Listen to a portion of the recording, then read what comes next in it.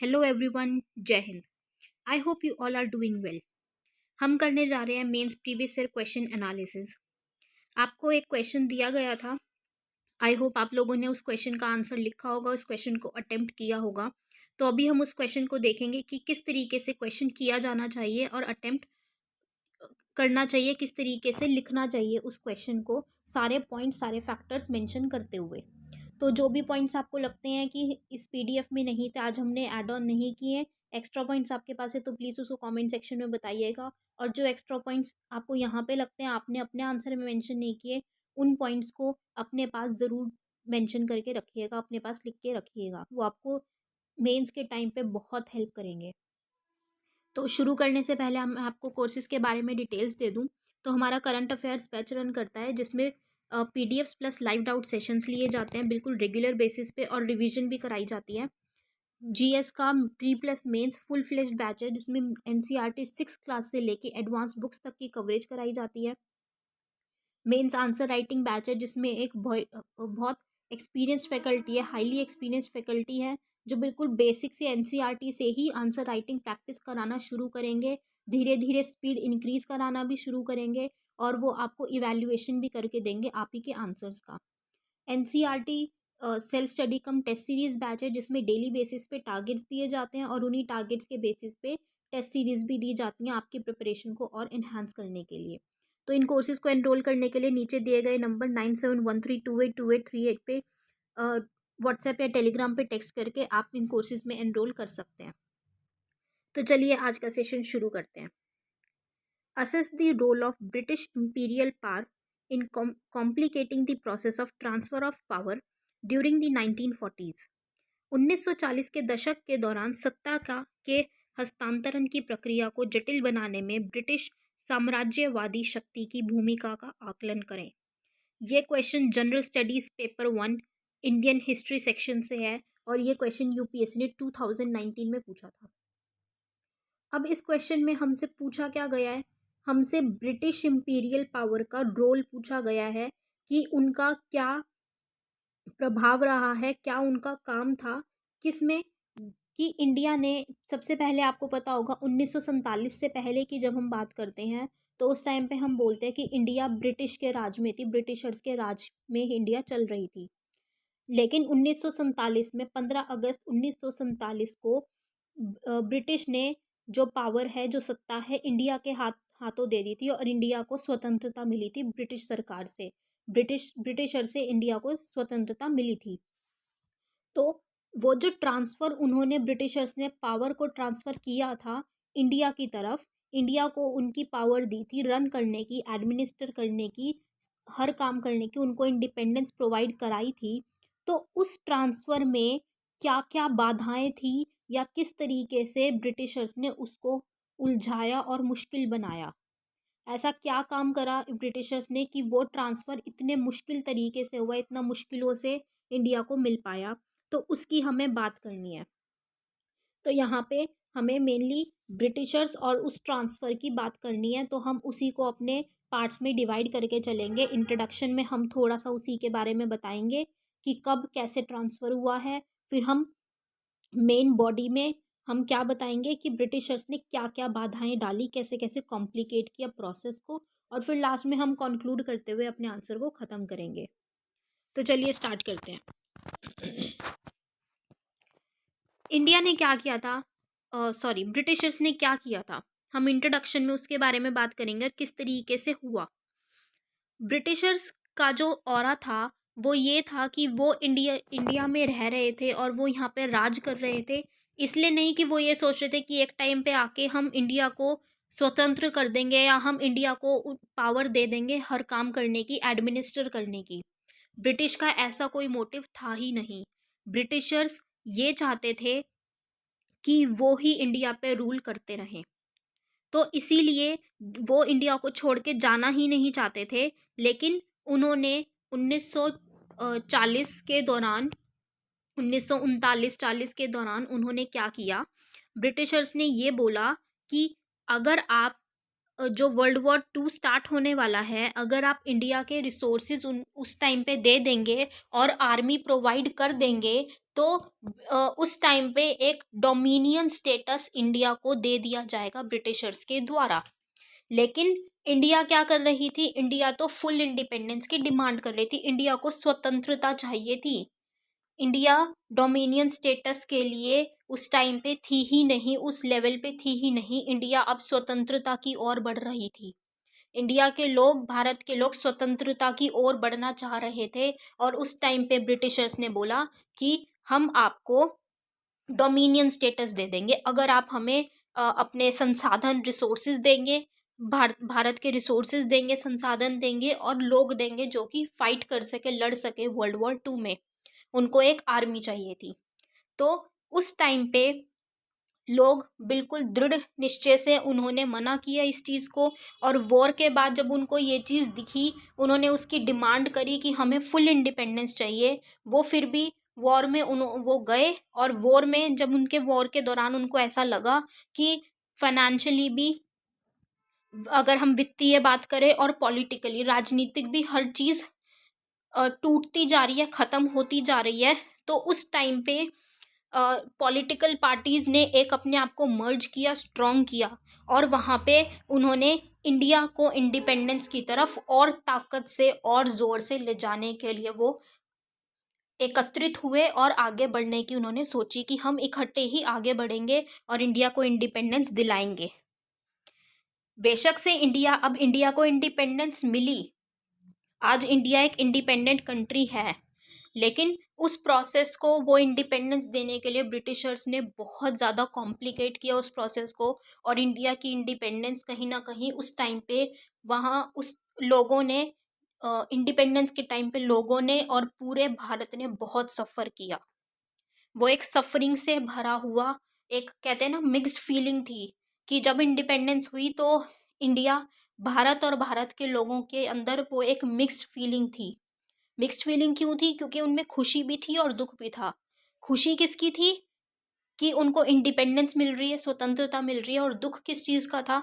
कि उनको डिवाइड कर दिया जा रहा है, पार्टीशन कर दिया जा रहा है इंडिया का और पाकिस्तान का, हिंदूज और मुस्लिम्स का, वहाँ के भाई बंधुओं का, लोगों का ही पार्टीशन कर दिया जा रहा है, और वहाँ पे उनको तोड़ दिया जा रहा है। तो इस तरीके से ब्रिटिशर्स ने बहुत सारी चीज़ें यूज़ की और बहुत मुश्किल बनाया इस सफ़र को, लेकिन फिर भी आज इंडिया इंडिपेंडेंट है, स्वतंत्र है, और बहुत अच्छे से काम भी कर रहा है। तो ये था हमारा इंट्रोडक्शन, जिसमें हमने थोड़ा सा बताया कि ब्रिटिशर्स ने परेशान किया, कॉम्प्लिकेट किया प्रोसेस को। अब ब्रिटिशर्स ने किस तरीके से, जब इंडिया ने ये डिमांड रखी, भारत के लोगों ने ये डिमांड रखी कि हमें डोमिनियन स्टेटस नहीं, हमें तो पूरी इंडिपेंडेंस चाहिए, फुल इंडिपेंडेंस चाहिए हमें, तो ब्रिटिशर्स ने क्या किया उस टाइम पे? उन्होंने कैबिनेट मिशन लेकर आए वो, और कैबिनेट मीटिंग बिठाई। उस कैबिनेट मिशन के लिए उन्होंने एक ऑफिसर को बुलाया, जिनका नाम था sir Stafford Cripps. Sir Stafford Cripps को इस चीज़ के लिए रिस्पॉन्सिबल बनाया गया कि वो एक कैबिनेट मिशन प्लान को बनाएंगे, उसकी ड्राफ्टिंग करेंगे। और उन्होंने जो प्लान क्रिएट किया, सर स्टैफर्ड क्रिप्स ने जो प्लान ड्राफ्ट किया, उस प्लान में उन्होंने कुछ इस तरीके से एक मुश्किल प्रक्रिया बनाई, एक कॉम्प्लिकेटेड प्रोसेस क्रिएट किया, जिस प्रोसेस में 3 टायर्स थे। मतलब उन्होंने क्या कर दिया, बेसिकली वही डिवीजन करनी शुरू कर दी कि एक तो प्रोविंसेस हैं, होंगे, एक प्रोविंशियल ग्रुपिंग्स होंगी, और एक सेंटर होगा। मतलब एक प्रांत होंगे, एक प्रांतीय समूह होगा, और एक केंद्र होगा। उसमें उन्होंने, जैसे आज हम बात करते हैं ना कि 7 शेड्यूल में क्या है हमारे कॉन्स्टिट्यूशन में, 7 शेड्यूल में क्या आता है कि लिस्ट बनाई गई है, state list, concurrent list, union list. तो उन लिस्ट में क्या है, एक्टिविटीज़ मेंशन्ड है कि क्यों, कौन सा काम किस लिस्ट के अंडर या किस अथॉरिटी के अंडर आता है। स्टेट के पास किस किस चीज़ की अथॉरिटी है, लॉ बनाने के लिए, वर्किंग करने के लिए, और यूनियन के पास कौन सी है, और दोनों के पास कंबाइंड कॉन्करेंट में कौन सी है। इस तरीके से हमें लिस्ट दी गई है। तो ऐसे ही उन्होंने क्रिप्स ने यही चीज़ की, उन्होंने प्रोविंसेस, प्रोविंशियल ग्रुपिंग्स और सेंटर में बनाया, और सेंटर के पास उन्होंने सिर्फ सिर्फ कुछ ही चीज़ें रखी जो थी, जैसे फॉरेन अफेयर्स, विदेशी मामले, डिफेंस, रक्षा, करेंसी, मुद्रा के मामले और कम्युनिकेशन, संचार के मामले। यही सिर्फ उन्होंने सेंटर के पास इनको हैंडल करने की पावर दी। बाकी सब उन्होंने प्रोविंसेस या प्रोविंशियल ग्रुपिंग्स के अंदर डिवाइड कर दिया। सेंटर को इन्होंने सिर्फ यही चीज़ें दी। उसके बाद उन्होंने और जो प्रोविंसेस बनाए थे, उन्होंने प्रोविंसेस में भी ग्रुप्स बना दिए। ग्रुप्स किस तरीके से बनाए उन्होंने? वही जो ब्रिटिश की पॉलिसी चलती आई थी शुरुआत से, डिवाइड एंड रूल। तो उन्होंने उस डिवाइड एंड रूल वाली पॉलिसी पे ही ग्रुप्स बना दिए, लोगों को बांटना शुरू कर दिया कि पहले ग्रुप में वो लोग आएंगे, वो प्रोविंसेस आएंगे, वो प्रांत आएंगे जहाँ पे हिंदू लोगों की मेजॉरिटी है, हिंदू लोग ज़्यादा निवास करते हैं। दूसरे ग्रुप में वो प्रोविंसेस आएंगे, वो एरिया आएंगे जहाँ पे मुस्लिम लोग ज़्यादा निवास करते हैं, जैसे कि वेस्टर्न पाकिस्तान, मतलब जो आज के टाइम पे पाकिस्तान है उसकी बात करी उन्होंने। और तीसरे ग्रुप में उन्होंने डाला मुस्लिम मेजॉरिटी बंगाल, कि जो बंगाल का वो हिस्सा जहाँ पे मुस्लिम ज़्यादा निवास करते हैं, मतलब ईस्टर्न पाकिस्तान जिसको बोला गया आज के टाइम पे, जिसे हम बांग्लादेश कहते हैं, बांग्लादेश के नाम से जानते हैं। तो इस तरीके से जो कैबिनेट मिशन प्लान था, उन्होंने भी ब्रिटिश की वो डिवाइड एंड रूल वाली पॉलिसी को बरकरार रखा। तो ये बहुत एक मुश्किल और बहुत गलत तरीका था जो उन्होंने फॉर्मुलेट किया, और इंडिया के लोगों को ये पसंद नहीं आया। तो इसकी आलोचनाएं भी की गई। हमारे जवाहरलाल नेहरू जी और मोहम्मद जिन्ना जी ने इसको स्वीकार नहीं किया, इसको एक्सेप्ट नहीं किया। और ये उन्होंने क्या किया फिर, जो लॉर्ड वेवल थे उन्होंने फिर क्या किया, जवाहरलाल नेहरू को इंटरिम प्राइम मिनिस्टर बना दिया उस कैबिनेट का, मतलब अंतरिम प्रधानमंत्री बना दिया, क्योंकि उन लोगों ने उस मिशन को, वो जो उन्होंने प्लान ड्राफ्ट किया था क्रिप्स ने, उसको उन्होंने स्वीकारने से इनकार कर दिया। तो वेवल ने क्या किया, जो उस टाइम के वाइसरॉय थे, इंडिया में वाइसरॉय थे, उन्होंने क्या किया, उन्होंने जवाहरलाल नेहरू को अंतरिम प्रधानमंत्री घोषित कर दिया, इंटरिम प्राइम मिनिस्टर घोषित कर दिया उस कैबिनेट का। तो उसकी वजह से क्या हुआ कि जिन्ना बहुत आक्रोश में आ गए, गुस्सा हो गए, नाराज हो गए इस चीज़ से कि ऐसा क्यों किया गया कि अ, नेहरू जी को ही अंतरिम प्रधानमंत्री बनाया गया, जिन्ना जी को इसका मौका क्यों नहीं दिया गया। तो इसीलिए जिन्ना जी ने सोचा कि अब तो उनको आवाज़ उठानी ही पड़ेगी और सीधे तरीके से अपनी बातों को रखना पड़ेगा, सीधे तरीके से डिसीजन पे पहुंचना पड़ेगा। तो इस तरीके से उन्होंने बहुत ज़्यादा लड़ाइयाँ भी करवाई और बहुत फूट डालने की कोशिश की कैबिनेट मिशन प्लान के द्वारा। तो ये उन्होंने क्या किया, फुल इंडिपेंडेंस की का जो इंडिया का मैटर था, वो मांग थी, उसको उन्होंने एक कॉम्प्लिकेटेड प्रोसेस बनाया और इस तरीके से फूट भी डाली। उसके बाद ब्रिटिशर्स ने और क्या किया, अब हम बात करेंगे पार्टीशन की। पार्टीशन क्या है, विभाजन। कि जब ये बात हुई कि इंडिया को इंडिपेंडेंस देनी पड़ेगी और दी जानी चाहिए अब, तो ब्रिटिश पार्लियामेंट ने 1947 के जुलाई महीने में, जुलाई 1947 में एक इंडियन इंडिपेंडेंस एक्ट को लागू किया, मतलब भारतीय स्वतंत्रता अधिनियम पारित किया गया। और उस एक्ट के दौरान, उस एक्ट के अंदर इस चीज़ को मेंशन किया गया था कि इंडिया और पाकिस्तान को अलग अलग कर दिया जाएगा, एक लाइन खींच दी जाएगी दोनों के बीच में। और ये कब होगा, ये उन्होंने डेट भी सेट कर दी कि अगले महीने, ये जुलाई में एक्ट आया था और उन्होंने कहा अगले महीने, दैट मीन्स अगस्त में, अगस्त 1947 में 14 और 15 तारीख की रात्रि को, आधी रात को, मतलब 14 और 15 मिडनाइट को, अगस्त 1947 के इंडिया और पाकिस्तान को डिवाइड कर दिया जाएगा। और एक टू नेशन थ्योरी लेकर आई गई उस टाइम पे, और उसने इम्पोर्टेंस गेन की। तो ये जो टू नेशन थ्योरी थी, ये जो डिवीजन था, पार्टीशन था, इससे कम्युनलिज्म बढ़ने लगी, कम्युनलिज्म को हवा मिली, सांप्रदायिकता को हवा दी गई, बढ़ावा दिया गया। तो इससे भी क्या हुआ, बेसिकली वही डिवाइड करने की कोशिश करी ब्रिटिशर्स ने, और वो इसमें सक्षम भी हुए, इसमें वो फुलफिल किया उन्होंने अपने इस चीज़ को। उसके बाद जब उन्होंने ये बात की कि डिवाइड कर दिया जाएगा इंडिया पाकिस्तान को, तो उन्होंने एक ऐसे बंदे को अपॉइंट किया, एक ऐसे पर्सन को अपॉइंट किया जिनका नाम था सर साइरिल रैडक्लिफ। और ये एक ऐसे पर्सन थे जिनको इंडिया के बारे में कुछ नहीं पता था। वो ना उन्होंने कभी इंडिया आके देखा था, वो कभी नहीं आए थे इंडिया, ना ही उनको ये पता था कि इंडिया की सोशल या पॉलिटिकल कॉन्सिक्वेंसेस या वहाँ की सिचुएशंस क्या हैं, मतलब सामाजिक और राजनीतिक परिणामों के बारे में उन्हें कुछ नहीं पता था, वो बिल्कुल अनजान थे। तो एक ऐसा पर्सन जिसको किसी चीज़ के बारे में, एक जगह के, वहाँ की सिचुएशन, वहाँ की कंडीशंस के बारे में कुछ पता ही नहीं है, तो वो बंदा किस तरीके से एक बाउंड्री सेटअप कर सकता है। लेकिन ब्रिटिशर्स ने ये काम ऐसे ही एक बंदे को दिया, और उसके तहत 2 बाउंड्री कमीशंस फिर सेट कर दिए गए वो डिमार्केट करने के लिए। आज भी हम क्या बोलते हैं, इसीलिए ही बोलते हैं कि पाकिस्तान इंडिया को डिवाइड करने वाली लाइन को क्या बोलते हैं, रेड क्लिफ लाइन। तो वो इन्हीं के बेसिस पे, इन्हीं के नाम पे पढ़ा गया है, उस लाइन का नाम सर साइरिल रैडक्लिफ के नाम पे। अब पार्टीशन के टाइम पे क्या हुआ, अगर आप लोगों ने गदर मूवी भी देखी होगी तो उसमें स्टार्टिंग में दिखाते हैं, तो वो कितना पेनफुल मोमेंट होता है कि जब लोग भाग रहे हैं और हिंदू और मुस्लिम एक दूसरे को, जो पहले भाई की तरह एक ब्रदरहुड था, भाईचारा था, भाई भाई की तरह रहते थे, अब वो एक दूसरे को मारने को दौड़ रहे हैं कि इंडिया तो हिंदू मेजॉरिटी है, यहाँ पे हिंदू रहेंगे, मुस्लिम नहीं रहेंगे। वो मुस्लिम्स को भगा रहे हैं, मार रहे हैं, उनकी जान ले रहे हैं, और इतनी भीड़ भाड़, इतनी भाग दौड़ हो रही है कि लोग उसमें भी कुचल के मार दिए जा रहे हैं।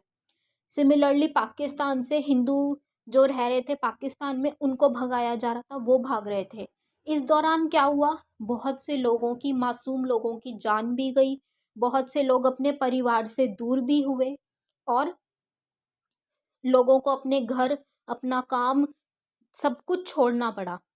जो मुस्लिम्स इंडिया में रहते थे उनको अपना घर, काम, सब कुछ छोड़ के पाकिस्तान भागना पड़ा, या फिर बांग्लादेश, जो आज के टाइम पे हम बांग्लादेश कहते हैं, वहाँ भागना पड़ा। और जो वहाँ पाकिस्तान और या ईस्टर्न पाकिस्तान, टुडेज बांग्लादेश में रह रहे थे, उनको हिंदू लोग, उनको इंडिया भागना पड़ा। तो इस तरीके से वो एक बहुत पेनफुल चीज़ थी, और बहुत लोगों ने सफ़र किया वहाँ पे। तो ये तो थी पार्टीशन के दौरान की ब्रिटिशर्स ने कितना कॉम्प्लिकेट कर दिया, कितना मुश्किल कर दिया इस चीज़ को, एक इंडिपेंडेंस देने को, ट्रांसफ़र करने को पावर, उन्होंने कितनी दिक्कतें इंडिया के लोगों को उठानी पड़ी ब्रिटिशर्स की वजह से। फिर उसके बाद जब इंडिपेंडेंस दे रहे थे, दी, तो प्रिंसली स्टेट्स की ऑटोनॉमी की बात करी, मतलब रियासतों को स्वायत्तता प्रदान करने की बात हुई।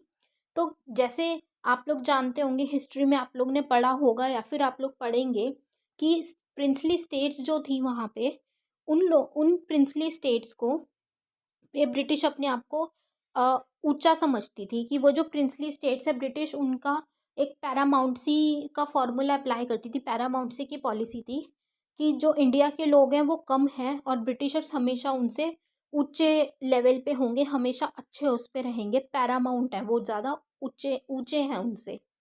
तो जो प्रिंसली स्टेट्स थी वो पहले ब्रिटिश के अंडर ही थी, फिर ब्रिटिश जो प्रिंसली स्टेट्स थी वो इंडिपेंडेंटली वर्क करने लग गई थी। उनके साथ जो ब्रिटेन की ट्रीटीज़ थी, प्रिंसली स्टेट्स की ट्रीटीज़ थी, जो प्रिंसली स्टेट्स थी उनको इंडिया के रूलर्स ही जैसे रन करते थे, तो उनके ब्रिटेन के साथ ही वहाँ पे ट्रीटीज़ चलती थी।